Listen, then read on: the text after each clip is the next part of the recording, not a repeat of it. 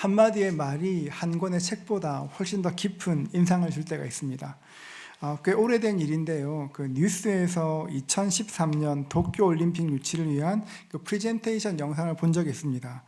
영상 내용 다는 기억나지 않지만 그 영상에서 인상 깊은 단어가 있었는데요. 그 오모테나시라는 말이 계속 그 영상 내내 반복되었습니다. 그게 뭔가 찾아보니까 환대라는 말이었습니다. 길거리에서 반갑게 인사하고 가게에서 일하시는 분도 90도로 인사하고 뒤로 나가고, 이런 영상을 통해서 일본 사회 속에 어떤 환대의 정신이 있는지, 올림픽이 열리면 세계인을 환영하겠다, 이런 것이었습니다. 물론 그 코로나 때 치러진 올림픽이고, 또 올림픽이 시작되고 나서는 골판지 올림픽이니 이런 평가 많았지만, 적어도 저에게 오모테나시, 그 환대라는 말이 굉장히 깊게 남았습니다. 환대라는 말은 참 기분 좋은 말입니다. 국어사전에 보면 반갑게 맞아 정성껏 후하게 대접함, 이렇게 되어 있습니다. 오늘 말씀 묵상하다가 가장 먼저 떠오른 단어가 환대라는 단어였습니다. 환대를 조금 더 편하게 말하면 친절이라 말할 수 있을 것입니다. 이기주 작가는 언어의 온도라는 책에서 모든 말에는 온도가 있다 이야기했는데요. 여러분은 환대라는 말을 들으면 어떤 온도가 느껴지십니까? 저는 환대라는 말을 들으면 너무 뜨겁지 않은, 그런데 적당히 기분 좋은 따뜻함이 느껴집니다. 환대라는 말은, 친절이라는 말은 따뜻한 봄바람 같습니다.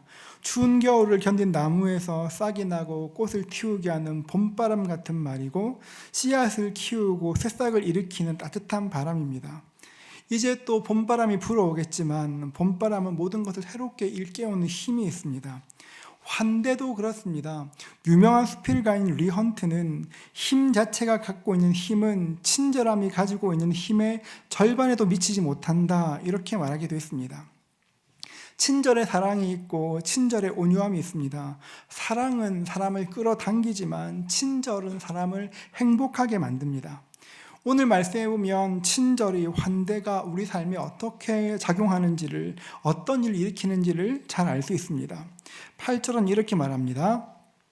하루는 엘리사가 수넴에 이르렀더니 거기에 한 귀한 여인이 그를 간권하여 음식을 먹게 하였으므로 엘리사가 그곳을 지날 때마다 음식을 먹으러 그리로 들어갔더라. 엘리사가 수넴 지역을 지나갈 때 한 여인을 만났습니다. 성경은 그 여인을 한 귀한 여인이라 소개합니다. 그런데 히브리어로 보면 한 귀한 여인보다 훨씬 더 강한 뜻이 있습니다.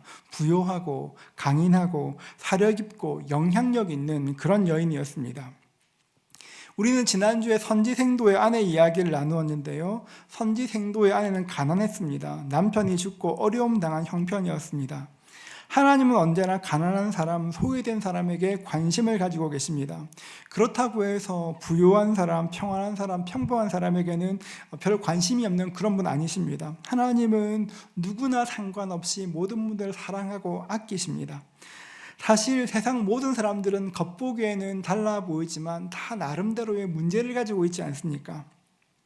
선지생도의 아내는 가난했지만 아들이 있었고, 수넴 여인은 부요했지만 자식이 없었습니다.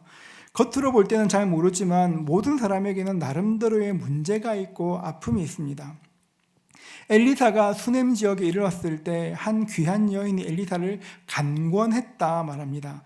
간권했다, 이 말이 뉘앙스가 좀 우리말과 다른데요.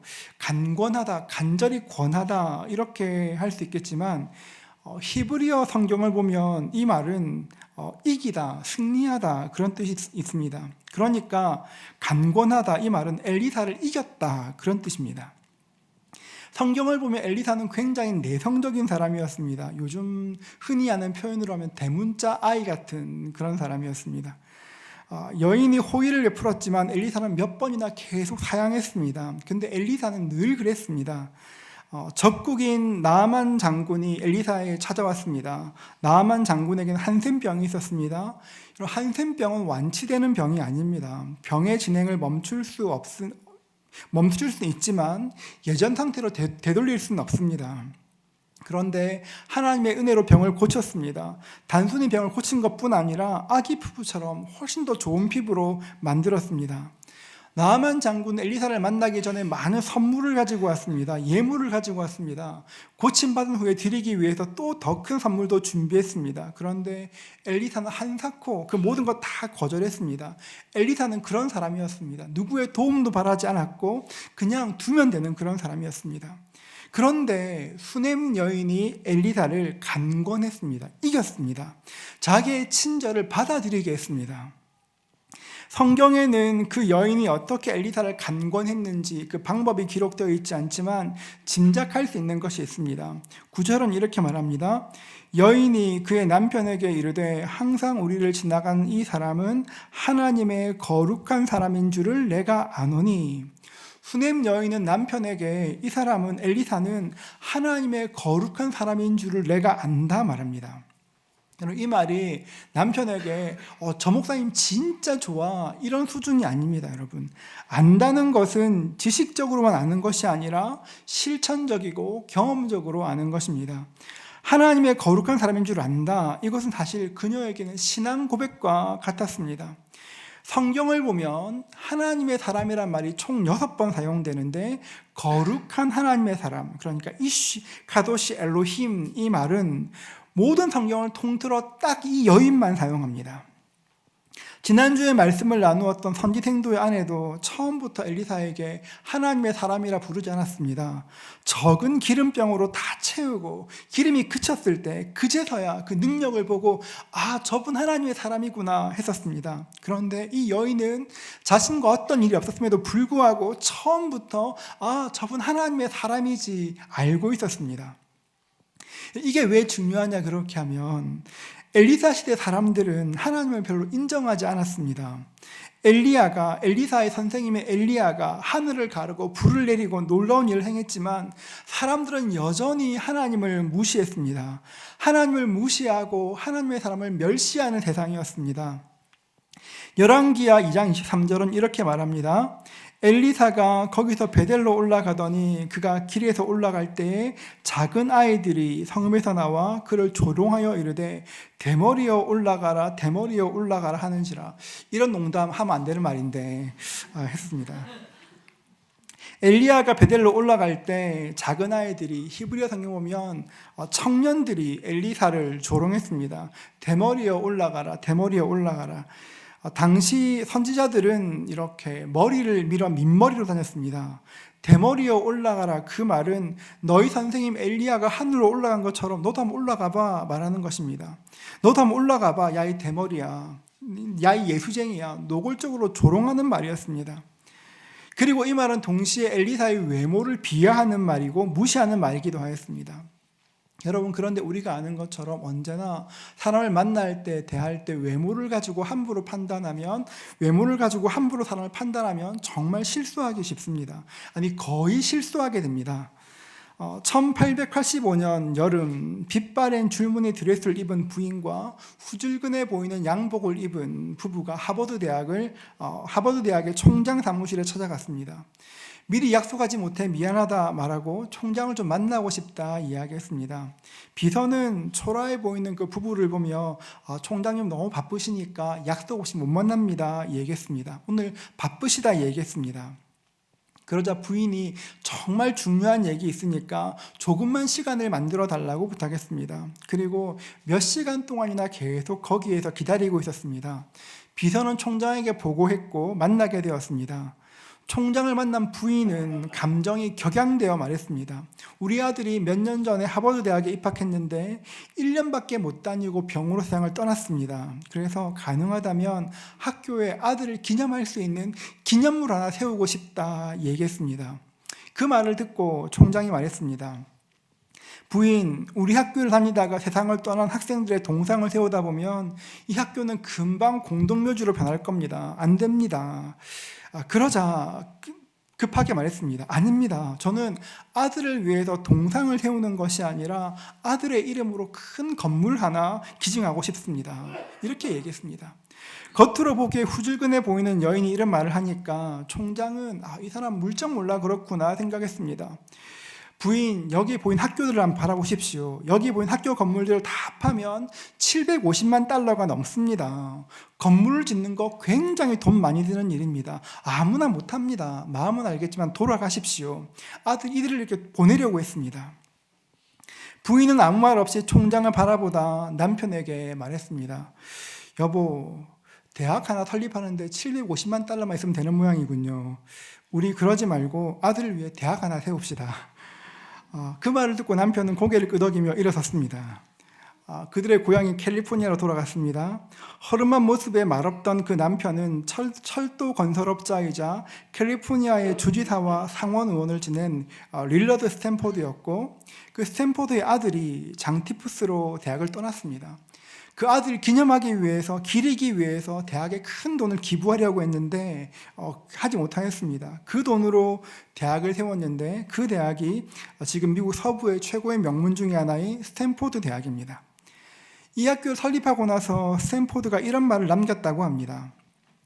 자신을 위해서 아무것도 해줄 수 없는 사람들을 어떻게 대하는가 보면 그 사람의 품격을 알 수 있다. 이렇게 말했다고 합니다. 정말 그렇습니다. 자신을 위해 아무것도 해줄 수 없는 사람들을 어떻게 대하는가 보면 그 사람이 어떤 사람인지를 잘 알 수 있습니다. 우리도 마찬가지입니다. 교회에 있지만, 사람을 외모로만 판단하면 그 사람이 어떤 사람인지를 온전히 볼 수가 없습니다. 세상도 그렇지만 교회 안에서조차 외모로 사람을 판단한다면 참으로 어리석은 일이 될 것입니다. 작년에 경기도의 어느 교회에 있었던 일입니다. 세 가족 한 분이 등록했습니다. 자매님이셨는데 키도 크고 또 외모도 빼어난 분이셨습니다. 외모도 빼어난데 입고 있는 옷차림도 굉장했습니다. 온몸에 샷땡, 굿땡 이런 거 막 휘두르고 다니셨습니다.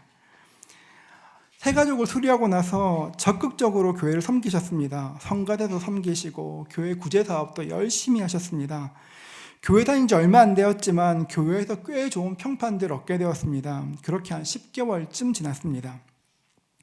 교회 장로님들께 지금 어디에 좋은 건물 투자할 곳이 있는데 같이 하자고 했습니다.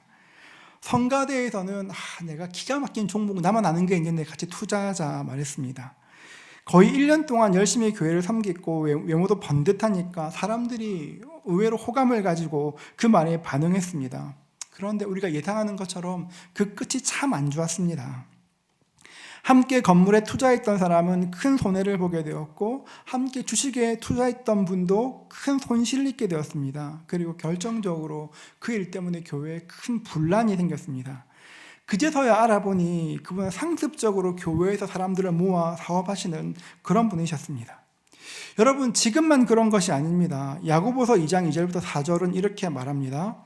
만일 너희 회당에 금 가락지를 끼고 아름다운 옷을 입은 사람이 들어오고 또 남루한 옷을 입은 가난한 사람이 들어올 때에 너희가 아름다운 옷을 입은 자를 눈여겨보고 말하되 여기 좋은 자리에 앉으소서 하고 또 가난한 자에게 말하되 너는 거기 서 있든지 내 발등상 아래에 앉으라 하면 너희끼리 서로 차별하며 악한 생각으로 판단하는 자가 되는 것이 아니냐 말합니다.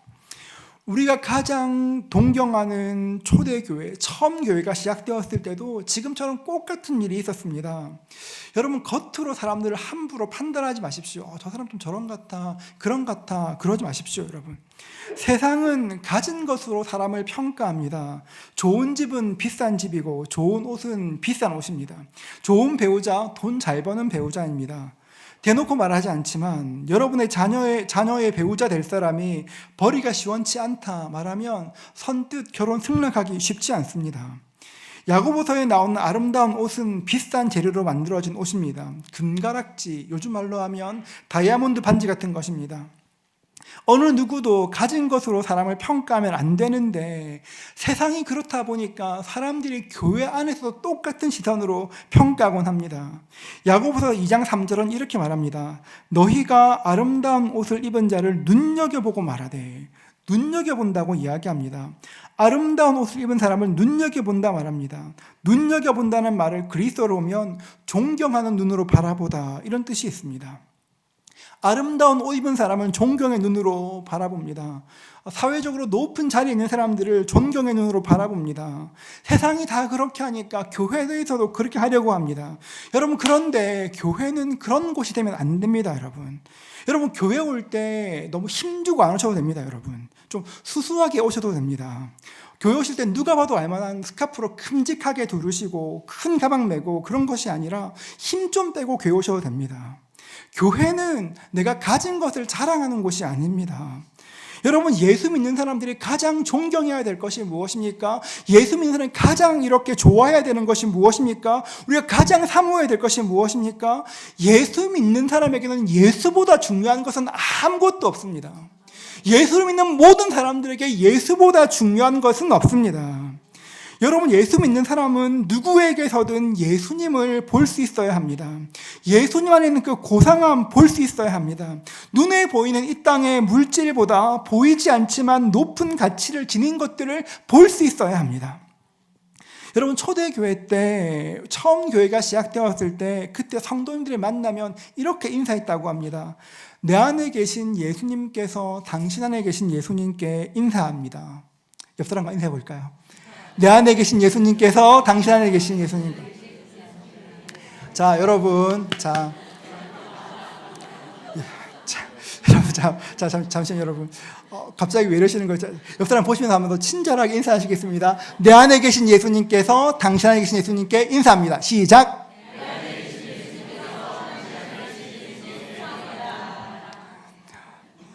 자꾸 제 안에 계신 예수님 보지 마시고 옆 사람 좀 보셔야 되는데, 저는 우리가 사람을 볼 때 바라봐야 될 것은 그 사람 가운데 어떻게 예수님께서 역사하시는가, 그분 가운데 계신 예수님 어떤 분인가 보는 것만큼 중요한 것이 없다고 믿습니다. 여러분, 우리는 우리 안에 계시는, 우리 성도님들 안에 계시는 예수님을 보기 위해서 애써야 합니다. 여러분은 무엇을 좋아하십니까? 여러분의 가장 큰 관심은 무엇입니까? 사람들은 누구나 자기가 관심 있는 것을 가지고 그 사람을 판단하고 기준으로 삼습니다. 좋은 집에 사는 것을 좋아하는 사람은 집이 어디인지, 몇 평인지, 브랜드는 무엇인지 궁금해합니다. 자동차를 좋아하면 어떤 차를 타는지를 궁금해합니다. 이런 것으로 기준을 삼고 사람들이 어떻구나 평가합니다. 여러분, 우리는 어떤 것으로 사람을 평가하고 어떤 것으로 바라보고 있습니까?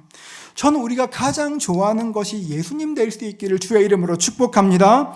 여러분, 그렇다면 내가 예수님을 좋아한다면 예수가 우리의 기준이 되어야 되는 것입니다.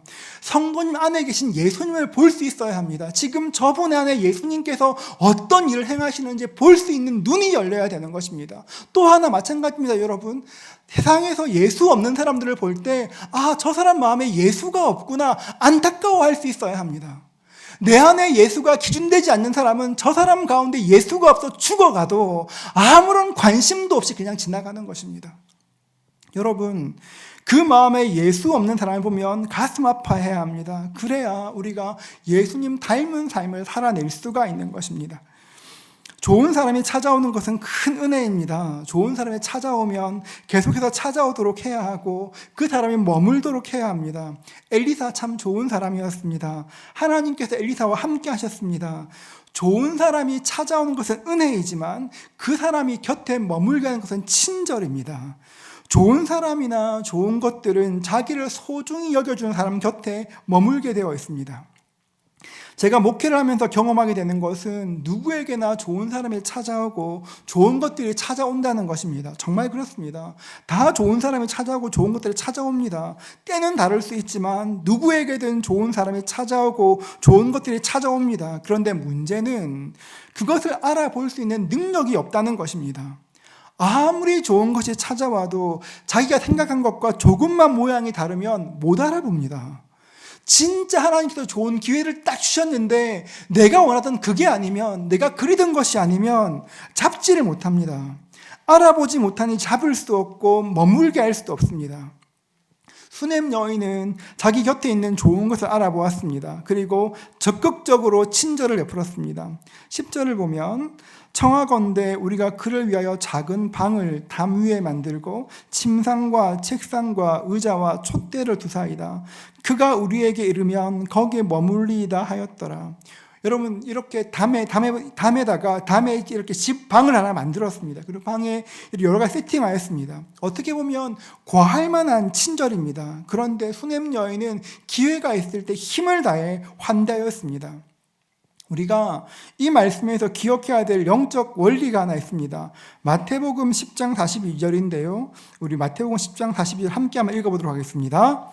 또 누구든지 제자 이름으로 이 작은 자 중 하나에게 냉수 한 그릇이라도 주는 자는 내가 진실로 너희에게 이르노니 그 사람이 결단코 상을 잃지 아니하리라 하시니라.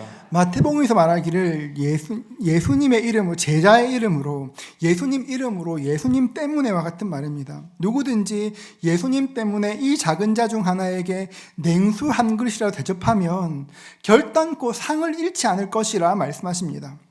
이것은 꼭 물질적인 것만 뜻하는 것이 아닙니다. 우리가 예수의 이름으로 다른 사람들을 배려할 때, 다른 사람들을 환대할 때 주님께서는 그 환대를 기억하시고 갚아주십니다. 여러분, 예수님은 우리가 하나님께 드렸던 것들, 우리의 헌신과 섬김을 당연하다 받지 않으시고 반드시 기억하시고 감사해야 하시고 보답하시는 분이십니다.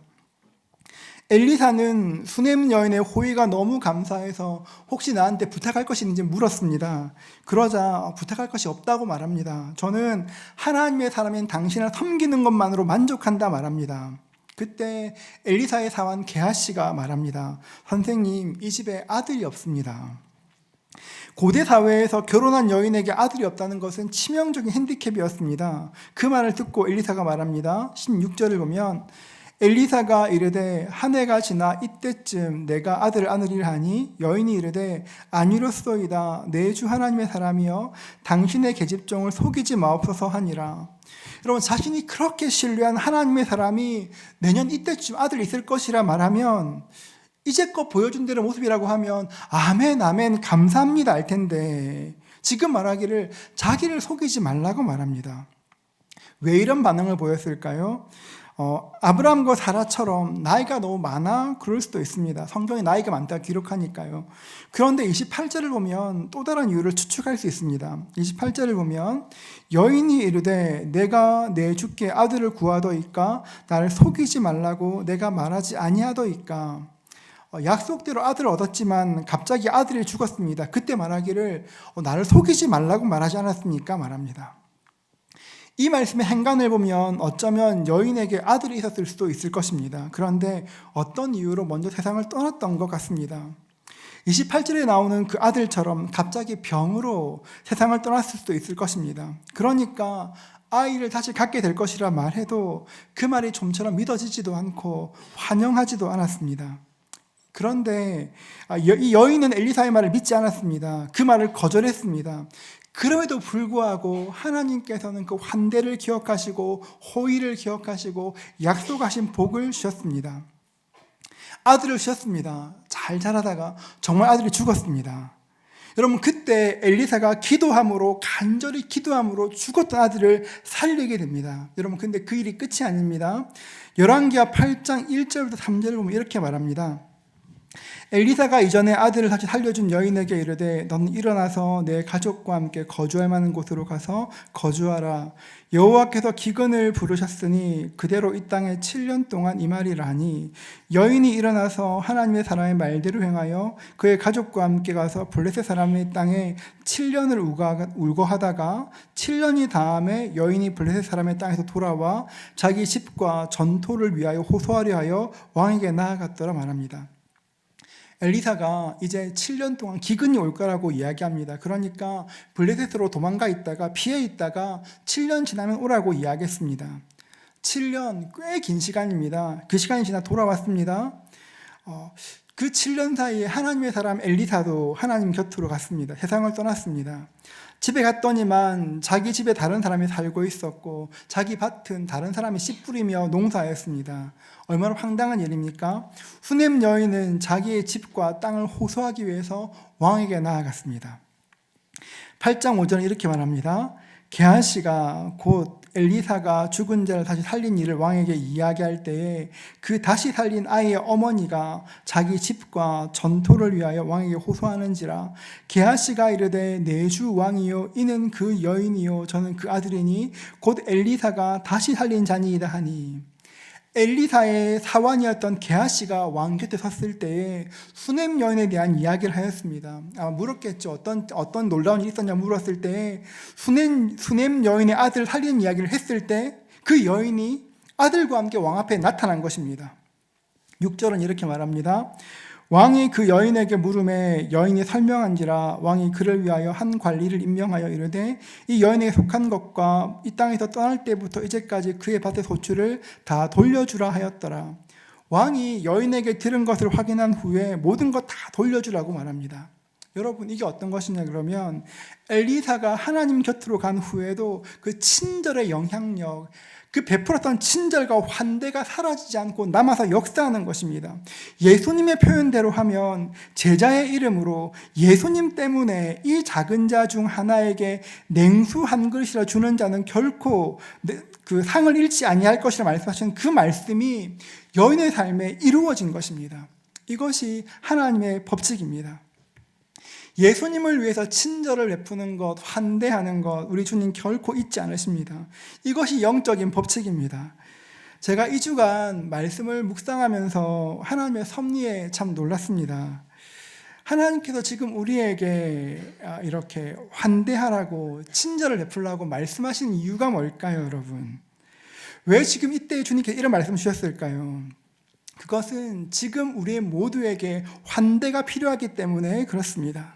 지금 우리 모두에게 환대가 필요합니다. 교회는 생각보다 지금 우리 교회는 사랑 많은 곳이지만 생각보다 외로운 곳이기도 합니다. 우리 교회는 설립된 지가 이제 23개월 되었습니다. 교회력으로 하면 이번 3월 말이 되면 만 2년이 됩니다. 길지 않은 시간에 많은 성도님들을 보내주셨습니다. 새가족 신방을 하다 보면 많은 분들이 인터넷으로 검색하고 오십니다. 처음에는 그냥 검색하시다 여러분 많이 하신 것처럼 그냥 검색하다가 이 교회 분당 우리 교회에서 이렇게 분립한 교회구나, 1만 성도 파송 운동으로 세워진 교회구나, 이단은 아니겠다, 이상하지 않겠다, 그렇게 해서 처음 오신 분들이 많으십니다. 교회 와서 예배드리면서 은혜를 받습니다. 한동안 은혜 받으면 막 이렇게 채워집니다. 그러다 어느 순간이 되면 주변을 돌아보면 나만 빼고 다 아는 사람 같습니다. 나 빼고 서로 다 엄청 친한 것처럼 보입니다. 이분들 다 같이 분당 우리 교회에서 오셔서 그렇구나 생각합니다. 여러분 그런데 진짜 오해입니다. 여러분 제가 정확한 숫자로 말씀드리지 않지만 퍼센트로 이야기하면 지금 작년 기준으로 하면 분당 우리 교회에서 분립돼서 같이 오신 분들은 36%, 7%밖에 안 됩니다. 여러분 나머지 60 이렇게 2, 3% 성도님들은 모두 각자의 이야기를 가지고 오신 분들이십니다. 다 아는 것 같고 다 친한 것처럼 보이는데 사실은 다 모르는 사람들입니다. 진짜 잘 모릅니다. 더군다나 분당 우리 교회에서 오신 분들도 아시겠지만 여러분 큰 교회에 오신 분들 아시겠지만 큰 교회는 다락방이거나 특별히 같이 일을 하지 않으면 진짜 아무도 모르는 구조 아닙니까? 그러니까 진짜 서로를 잘 모릅니다. 또 우리가 사는 위례의 분위기가 우리가 사는 위례의 영적인 분위기가 굉장히 외롭습니다. 위례는 생긴 지가 7년이 넘은 도시이고 거의 모두가 집 때문에 이사 오신 분들이십니다. 여러분 신방해보면 이렇게 당첨된 것이 간증인 분이 진짜 많습니다. 이것이 고향이고 예전부터 관계가 있었던 분들은 거의 없습니다. 그러니까 위례 사람들은 자연스럽게 가족 중심으로 생활하게 되고 아니면 반려견 중심으로 생활하게 됩니다. 그러니까 도시가 외롭습니다. 이런 상황 속에서 우리가 알아야 될 것이 있습니다. 우리 각자의 이야기를 가지고 이곳으로 왔다고 생각하지만 여러분 사실은 여러분이 온 것이 아니라 하나님께서 여러분을 이곳으로 보내주신 것입니다. 하나님께서 우리 모두를 각자를 위례 교회로 보내주신 것입니다. 하나님의 모든 부르심엔 뜻이 있습니다. 주님은 아무 이유 없이 보내지 않으십니다. 하나님께서 우리를 위례의 교회로 불러주셨는데 그러면 여기 있는 우리는 각자 외로운 우리는 어떻게 해야 할까요? 이곳으로 부름받은 우리가 가장 기본적으로 해야 될 것은 서로에게 환대하는 것입니다. 교회가 외롭게 느껴지고 이 도시가 외롭게 느껴져도 하나님이 우리를 부르셨기 때문에 내가 먼저 환대할 수 있어야 합니다. 우리가 교회에 오는 것은 환대받기 위해서 오는 것이 아니라 환대하기 위해서 오는 것입니다. 여러분, 환대받는 것은 좋습니다. 여러분, 행복합니다. 그러나 더 좋은 것은 내가 환대하는 것입니다. 사도행전 20장 35절 말씀인데요, 우리 같이 한번 읽도록 하겠습니다. 함께 읽습니다. 범사에 여러분에게 모본을 보여준 바와 같이 수고하여 약한 사람들을 돕고 또 주 예수께서 친히 말씀하신 바 주는 것이 받는 것보다 복이 있다 하심을 기억하여야 할지니라. 여러분, 받는 것보다 주는 것이 복이 있다 말씀하십니다. 여러분, 성도인들 뵐 때 좀 따뜻하게 웃어주십시오. 왜 이렇게 냉정한 표정으로 보세요? 여러분, 좀 서로 따뜻하게 보시면 좋겠습니다. 옆에 있는 성도인들께 인사해 주시고 관심도 가져주시고 한번 인사해 볼까요? 안녕하세요. 네, 인사해 볼까요? 여러분, 그렇게 인사하시고 여러분 그렇게 교회를 다니시면 좋겠습니다.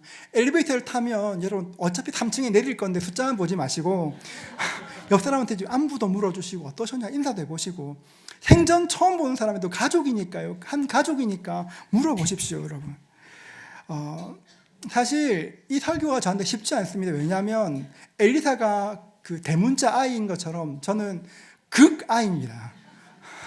전 낯선 사람과 말하는 거 굉장히 힘들어합니다. 아마 저 같은 분도 많으실 것입니다. 그냥 있는 듯 없는 듯 누구든 나의 존재를 모르고 조용히 좀 교회 다닐 수 하면 좋겠다, 그런 분 계실 것입니다. 여러분, 그런데 혼자 조용히 교회 다니는 거 꽤 편합니다. 여러분, 괜찮습니다. 그런데 그게 왜 안 좋으냐, 그렇게 하면 지금 이 시대가 그렇게 우리를 만들지 않습니다. 이 시대는 우리를 삼키기 위해서 얼마나 애쓰는지 모릅니다. 많은 미디어로, 많은 다른 것들로 예수 믿는 사람들을 믿음에서 떨어뜨리기 위해서 최선을 다합니다.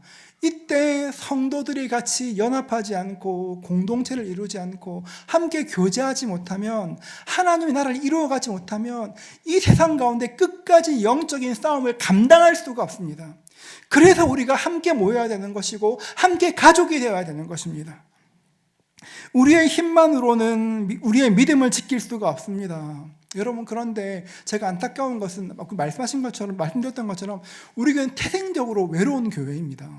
우리는 누구도 여기서, 우리 교회에서 가장 오래 다닌 사람이 2년이 안 됐습니다. 여러분, 우리 교회에서 가장 오래 다닌 사람이 2년이 안 됐습니다. 그러니까 사실은 다 잘 모릅니다. 그러니까 내가 이렇게 해도 되는 건지 이렇게 되게 좀 이렇게 어려워합니다. 여러분, 개의치 마시고 하나님 주신 마음이 있다면 먼저 인사해 주시고 아는 체 해주시고, 마트에서 만났을 때 도망가지 마시고 본 것 같은데 이렇게 인사도 하시고 하시면 좋겠습니다. 이번 토요일 순장수련회가 지나고 나면 이제 봄학기 다락방이 시작됩니다. 이번 다락방에 여러 변화가 있습니다. 많이 섞인 다락방도 있고 변화 있는 다락방도 많은데요. 어제 어느 분 문자 하셨더라고요. 카톡 하셨는데, 목사님, 다락방에 아는 사람이 아무도 없어요. 어떻게 하죠? 라고 했습니다. 제가 어떻게 했을까요? 버티세요. 버티세요라고 제가 친절하게 답을 했습니다. 여러분, 다락방에 가셔서 어색하시더라도 여러분, 우리가 다 낯선 사람들이니까요, 먼저 인사해 주십시오. 먼저 인사해 주시고 손 한번 잡아주시고 눈 한번 맞춰주시고 먼저 환대해 주십시오. 그렇게 마음을 여셔야 공동체가 됩니다. 다락방에 참여 못하시는 분들도 계실 것입니다. 여러 사정이 있어서 마음은 원이지만 참여하지 못하시는 분들도 계실 것입니다. 이번 봄학기부터 지역 도우미가 생깁니다. 다락방에 참여하지 않으시는 분들, 못하시는 분들을 위해서 여러분들 섬기는 도우미가 있을 것입니다. 정기적으로 연락 드릴 겁니다. 여러분, 연락 드릴 때 이렇게 전화할 때, 문자할 때 수신 차단하지 마시고 좀 반갑게 받아주십시오. 여러분, 이렇게 그분들도 전화할 때 엄청 기도하고 합니다. 엄청 떨리거든요. 내가 하면 어떨까? 이번에 어느 순장님께서 오늘 1분 마치고 그 얘기 하시더라고요. 목사님, 다락방에 이렇게 순원에게 인사를 했는데, 새로운 순원에게 인사했는데 읽지를 않아요. 어떤 분들은 더 심한 건 읽고 답하지 않아요. 이렇게 이런 게 있었습니다. 여러분, 저희가 정기적으로 연락 드릴 텐데요. 어색해하지 마시고 함께 교제해 주십시오. 그리고 서로를 환대해 주십시오. 제가 얼마 전 아내와 이야기를 하다가 제가 아내와 꼭 같은 기도 제목으로 기도하고 있는지 몰랐는데 알고 깜짝 놀란 일이 있었습니다. 요즘 저와 제 아내의 기도는 교회 올 때마다 하나님의 도움이 필요한 사람들을 알아볼 수 있는 눈이 있기를 기도합니다. 하나님께서 제가 어떤 사람을 돕기 원하시는지, 어떻게 격려하기 원하시는지, 어떻게 인사하기 원하시는지 깨닫기 위해서 기도합니다. 저는 아침마다 여러분들의 이름 부르며 간절히 기도합니다. 그런데 지금은 제가 여러분들 일일이 다 이렇게 인사할 수 없고 이렇게 다 연락할 수도 없다 보니까 그럴 때가 있는데 하나님께 간절히 기도합니다. 주님, 어떤 사람을 만나야 될까요? 어떤 사람을 인사해야 될까요? 꼭 만나게 될 사람 만날 수 있도록 도와주십시오. 기도합니다. 아마 근데 저 말고도 많은 분들이 그렇게 기도하고 계실 것입니다. 여러분, 나는 교회 아는 사람 하나도 없는데 내가 인사하기 너무 어색해. 그런 분 계십니까? 여러분이 인사하는 것이 아니라 여러분 안에 계신 예수님을 의지함으로 인사하실 수 있기를 축복합니다. 여러분, 한 번만 더 우리 옆 사람에게 이렇게 인사하겠습니다. 내 안에 계신 예수님께서 당신 안에 계신 예수님께 인사합니다.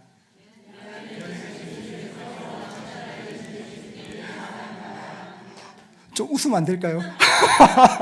왜 이렇게 다들 오늘 힘드세요? 한 번만 더 웃으시면서 한 번만 더 하겠습니다. 네, 한 번 더 시작. 내 안에 계신 네, 그렇습니다. 저는 내 안에 계신 내 안에 우리 성령이 계시기 때문에 우리가 한 가족으로 교제할 수 있다고 믿습니다. 여러분, 어색하게 하지 마시고 인사 좀 반갑게 받아주십시오. 굉장히 중요합니다.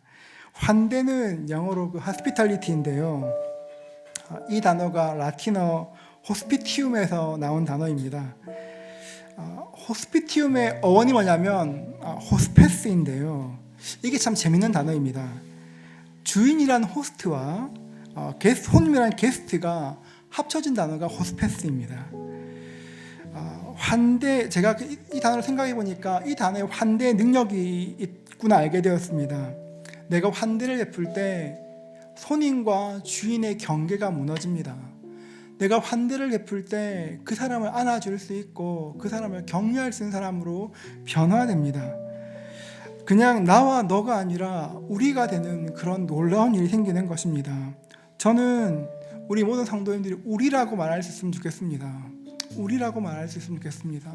혼자 신앙생활에 외로워가 아니라 함께 할 수 있어 감사히로 바뀌었으면 좋겠습니다. 여러분, 수냄 여인을 기억하십시오. 어떤 다른 이유가 아니라 하나님의 사람이기 때문에 환대했더니만 하나님이 상상치 못하는 복을 시대와 시대를 뛰어넘어 베풀어 주셨습니다. 여러분, 우리 곁에 있는 모든 사람들이 하나님의 사람입니다. 곁에 있는 성도님들께 환대해 주십시오. 반갑게 인사해 주십시오. 또 하나, 여러분의 가정에서 여러분의 가족들을 진심으로 환대할 수 있기를 축복합니다. 여러분, 가정에 있는 우리 가족들 하나님께서 보내신 사랑스러운 가족입니다. 사랑스러운 뺄까요? 그런 가족입니다. 여러분, 내가 내 가족을 환대하지 않으면 누가 환대하겠습니까? 하나님 사랑으로 배우자를 환대해 주십시오. 존귀하다 말해 주십시오. 자녀들을 환대해 주십시오. 여러분, 그럴 때 우리를 통해 하나님의 뜻이 드러나게 되는 것입니다. 주님께서는 여러분이 베푼 환대를 기억하실 것이고 은혜를 베푸실 것입니다. 그럴 때 우리가 있는 곳에 공동체의 은혜가 임하고 환대의 공동체가 되는 은혜가 임할 것입니다. 저는 우리 위례교회가 환대의 공동체가 될 수 있기를 주의 이름으로 축복합니다. 간절히 소원합니다. 우리 교회에 계신 분들이 단 한 사람도 외로워하지 않고 아무도 말할 수 없어 말하지 않고 누군가에게라도 이야기할 수 있고 함께 교제하는 그 은혜가 있으면 좋겠습니다. 그것은 누가 애쓰는 것이 아니라 여러분이 먼저 애쓰셔야 합니다. 우리가 먼저 애쓰셔야 합니다. 환대할 수 있고 환대받는 저와 여러분 되시기를 주의 이름으로 축복합니다.